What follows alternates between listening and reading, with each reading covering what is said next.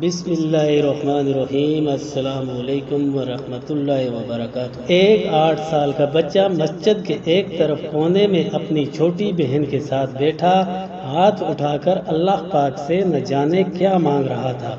کپڑوں میں پیوند لگا ہوا تھا مگر نہایت صاف تھے۔ اس کے ننھے سے گال آنسوؤں سے بھیگ چکے تھے۔ بہت سے لوگ اس کی طرف متوجہ تھے اور وہ بالکل بے خبر اللہ پاک سے باتوں میں لگا ہوا تھا۔ جیسے ہی وہ اٹھا ایک اجنبی نے بڑھ کر اس کا ننھا سا ہاتھ پکڑا اور پوچھا، اللہ پاک سے کیا مانگ رہے ہو؟ اس نے کہا، میرے ابو مر گئے ہیں، ان کے لیے جنت۔ میری امی ہر وقت روتی رہتی ہے، اس کے لیے صبر۔ میری بہن ماں سے کپڑے مانگتی ہے، اس کے لیے رقم۔ اجنبی نے سوال کیا، کیا آپ سکول جاتے ہو؟ بچے نے کہا، ہاں جاتا ہوں۔ اجنبی نے پوچھا، کس کلاس میں پڑھتے ہو؟ نہیں انکل، پڑھنے نہیں جاتا، ماں چنے بنا دیتی ہے، وہ سکول کے بچوں کو فروخت کرتا ہوں۔ بہت سارے بچے مجھ سے چنے خریدتے ہیں، ہمارا یہی کام دھندا ہے۔ بچے کا ایک ایک لفظ میری روح میں اتر رہا تھا۔ تمہارا کوئی رشتہ دار؟ اجنبی نہ چاہتے ہوئے بھی بچے سے پوچھ بیٹھا۔ امی کہتی ہے، غریب کا کوئی رشتہ دار نہیں ہوتا۔ امی کبھی جھوٹ نہیں بولتی، لیکن انکل جب ہم کھانا کھا رہے ہوتے ہیں اور میں کہتا ہوں امی آپ بھی کھانا کھاؤ تو وہ کہتی ہیں میں نے کھا لیا، اس وقت لگتا ہے وہ جھوٹ بول رہی ہے۔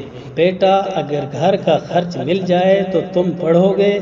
بچہ بالکل نہیں، کیونکہ تعلیم حاصل کرنے والے غریبوں سے نفرت کرتے ہیں۔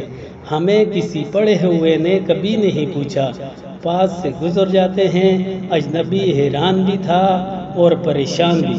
پھر اس نے کہا، ہر روز اسی مسجد میں آتا ہوں، کبھی کسی نے نہیں پوچھا۔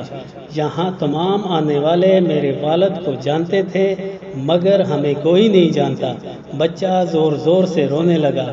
انکل جب باپ مر جاتا ہے تو سب اجنبی بن جاتے ہیں۔ میرے پاس بچے کے سوالوں کا کوئی جواب نہیں تھا۔